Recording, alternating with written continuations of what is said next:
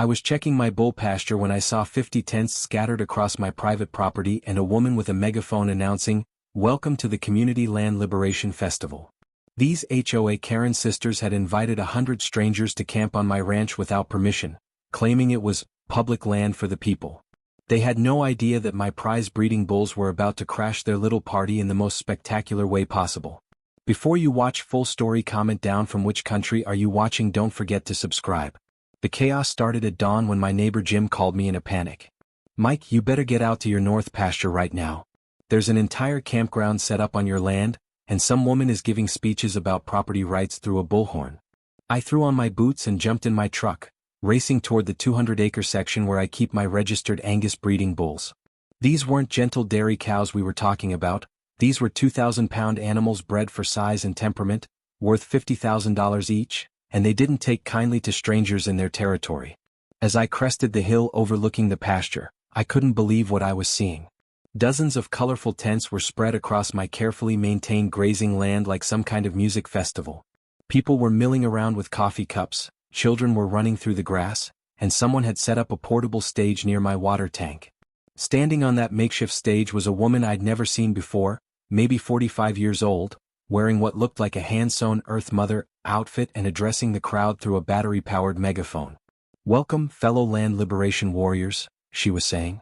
"This beautiful property has been hoarded by corporate interests for too long. Today we reclaim it for the people, for community use, for environmental justice."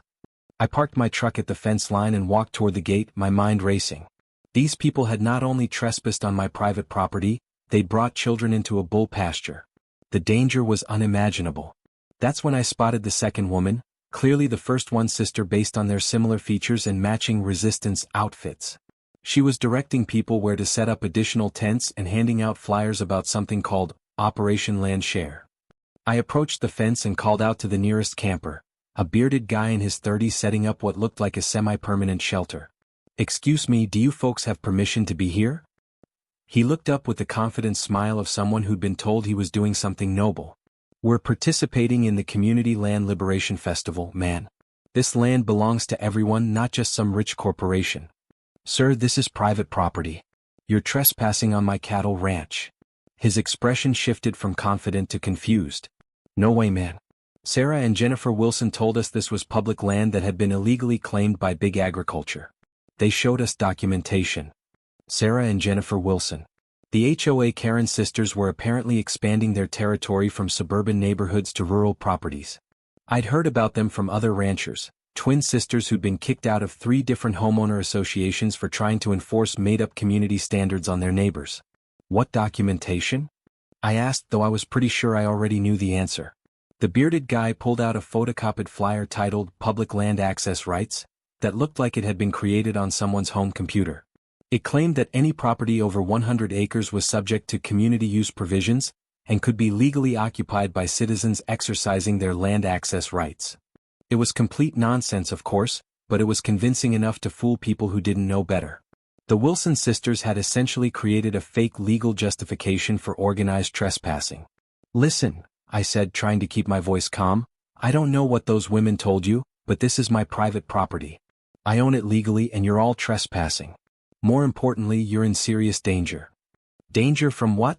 he asked, looking around at the peaceful pastoral scene. That's when I heard it. A low rumbling sound that made my blood run cold. The bulls had noticed the commotion and were heading our way to investigate. When 2,000-pound breeding bulls decide to check out intruders in their territory, it's not a casual stroll. "From them," I said, pointing toward the tree line where 6 massive black shapes were emerging from the shadows. The lead bull, a magnificent animal named Thunder that I'd paid $60,000 for, was walking with the purposeful stride of an animal that owned everything he surveyed. Behind him came the rest of the breeding herd, each one larger and more intimidating than most people had ever seen outside of a rodeo. The bearded guy's eyes went wide. "Holy shit, those are huge." "Those are prize breeding bulls," I said urgently. "They're territorial, protective, and they don't like strangers in their pasture. You need to get everyone out of here right now." But it was too late for a quiet evacuation. Someone in the crowd had spotted the approaching bulls and screamed, triggering the kind of panic that turns organized groups into chaotic mobs. "Bulls? Everyone run." The shout echoed across the pasture as 100 people suddenly realized they were sharing space with animals that could crush a car. What happened next was like watching a disaster movie in real time. Campers abandoned their tents and ran in every direction. Parents grabbed children and sprinted toward the fence, and the carefully organized Land Liberation Festival dissolved into pure chaos. Meanwhile, Sarah Wilson was still on her makeshift stage, trying to maintain control of the situation through her megaphone. Everyone stay calm. These animals are harmless. This is just intimidation tactics by the property owner. Thunder, who was now about 50 yards from the stage, let out a bellow that sounded like a freight train mixed with a thunderclap. Sarah's confidence evaporated instantly, and she jumped off the stage so fast she left her megaphone behind. The bulls weren't actually aggressive, they were just curious about all the commotion in their territory. But try explaining that to people who were running for their lives while 2,000-pound animals wandered through their abandoned campsite. I climbed over the fence and started moving toward the bulls, calling out commands in the calm voice they were used to hearing from me. Easy, Thunder. Back up, boys. Give them space. The bulls recognized my voice and stopped advancing, but they didn't retreat either. They just stood there like massive black statues, watching the chaos with the kind of bovine dignity that made the whole situation even more surreal.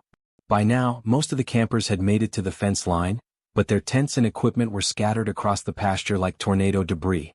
Sleeping bags, camping chairs, and coolers were everywhere, and Thunder was investigating a bright blue tent with the scientific curiosity of a 2,000-pound researcher.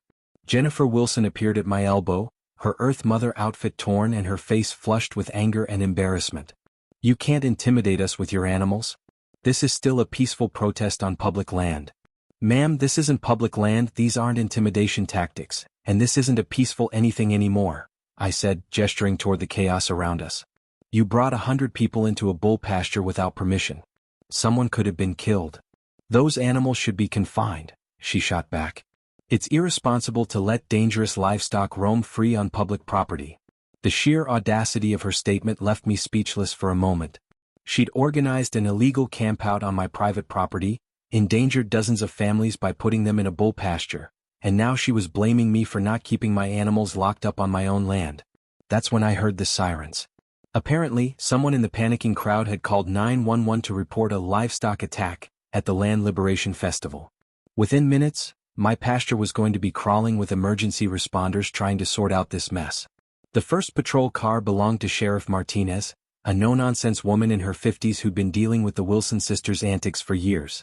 She took one look at the scene, the scattered tents, the bulls standing in the middle of it all, and the 100 people pressed against my fence line, and shook her head in disbelief. Let me guess, she said as she got out of her car. The Wilson sisters organized another one of their community events on someone else's property. Sheriff Martinez. Sarah Wilson called out, apparently recognizing an authority figure she might be able to manipulate. Thank goodness you're here. This man has been terrorizing peaceful protesters with dangerous animals.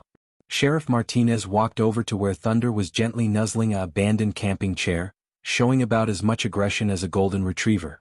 Ma'am, that's a bull investigating camping equipment on his own property. The only terrorism I see here is you bringing 100 people into a cattle pasture without the owner's permission. This is public land. Jennifer Wilson insisted, pulling out her fake documentation. We have legal rights to be here. Sheriff Martinez took the papers and scanned them quickly. These are homemade flyers, not legal documents. This is private property, you're all trespassing, and you've endangered every person here by bringing them into a livestock area. That's when the real scope of the Wilson sisters' deception became clear. As Sheriff Martinez interviewed the campers, it turned out that Sarah and Jennifer had been planning this Land Liberation Festival for months. They'd recruited people through social media, environmental groups, and community organizations by claiming that corporate agriculture was illegally hoarding public land. They'd charged people $50 each for festival participation fees, and promised a weekend of connecting with nature on reclaimed community property. They'd made $5,000 selling access to my private property while convincing their customers they were participating in environmental activism.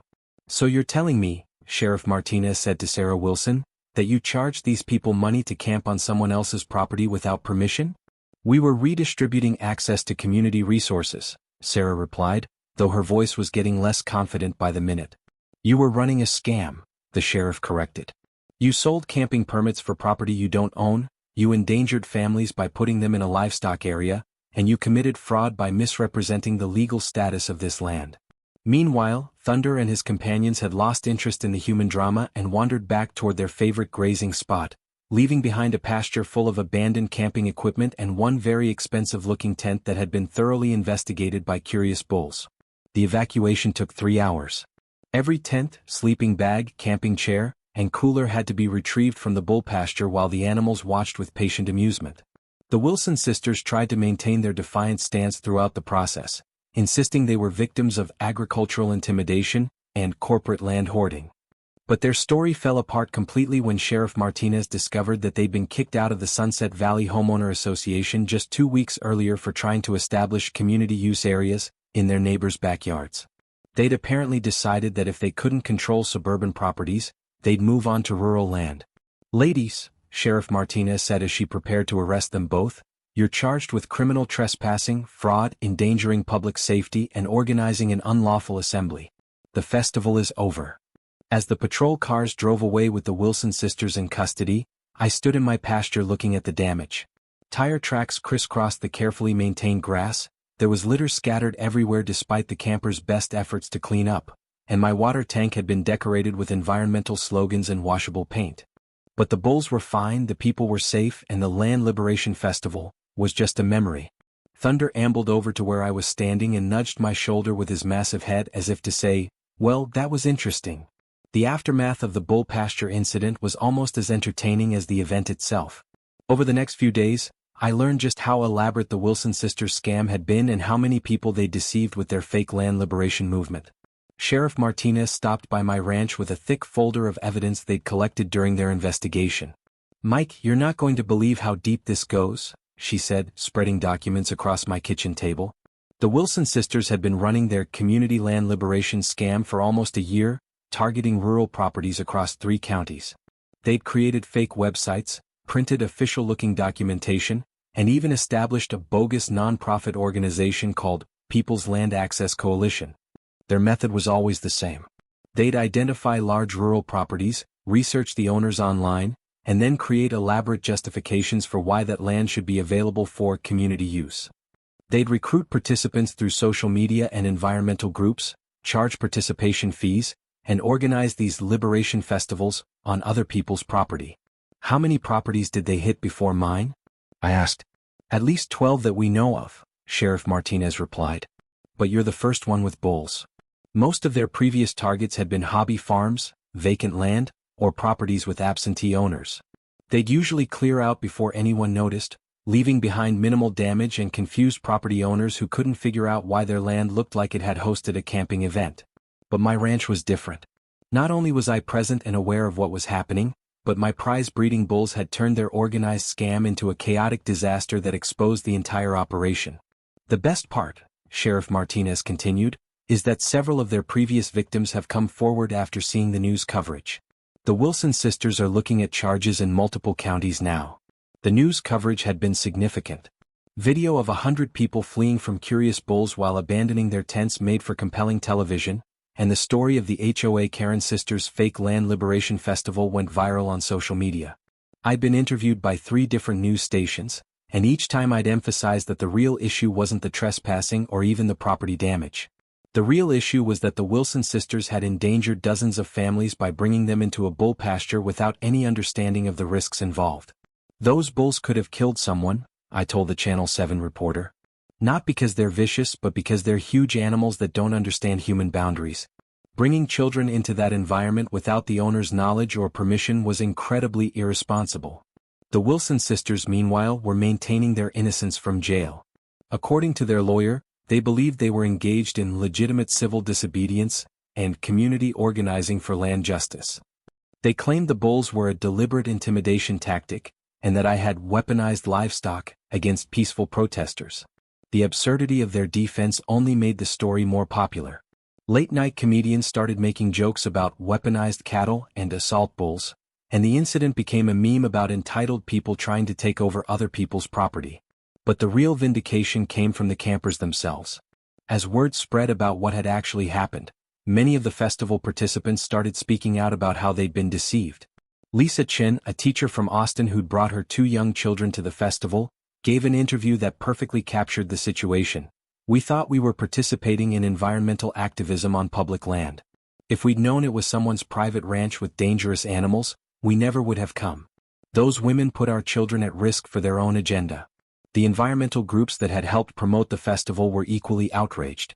The Hill Country Conservation Alliance issued a statement distancing themselves from the Wilson sisters and emphasizing that legitimate environmental activism never involves trespassing on private property or endangering public safety. 3 weeks after the bull pasture incident, I got a call from Sheriff Martinez with an update that made the whole ordeal feel worthwhile. "Mike, I thought you'd want to know. The Wilson sisters just pled guilty to all charges. They're getting 2 years in state prison, plus restitution to all the property owners they scammed. What about the people who paid for festival tickets?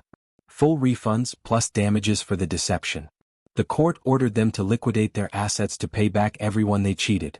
The judge had been particularly harsh in his sentencing, according to Sheriff Martinez. He'd called the Wilson sisters' operation a cynical exploitation of people's genuine environmental concerns, and noted that their actions had endangered dozens of families while enriching themselves through fraud. He also issued a permanent restraining order, the sheriff continued. "They're banned from organizing any kind of public event or accessing private property without explicit written permission from the owners." 6 months later, I was checking on Thunder and the other bulls when I heard a familiar sound. A car door slamming with unnecessary force. My heart rate spiked for a moment before I realized it was just Jim, my neighbor, coming to borrow my tractor. "Mike," he called out as he walked toward the pasture, "did you hear about the Wilson sisters?" "What about them?" "They tried to organize another one of their land liberation festivals while they were on parole. This time they picked a property with electric fencing and guard dogs." I burst out laughing. Some people never learn. The property owner didn't even have to call the police. The dogs chased them back to their car before they could set up their first tent. As Jim drove away with my tractor, I looked out over the pasture where the chaos had unfolded 6 months earlier. The grass had recovered completely, there was no sign that 100 people had ever camped there, and Thunder was grazing peacefully near the spot where Sarah Wilson's makeshift stage had been.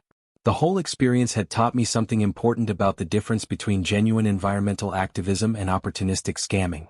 Real environmentalists respect property rights and work within the legal system to protect natural resources. The Wilson sisters had used environmental rhetoric to justify fraud and endangerment, giving legitimate activists a bad name in the process. But it had also shown me the power of social media and viral news coverage.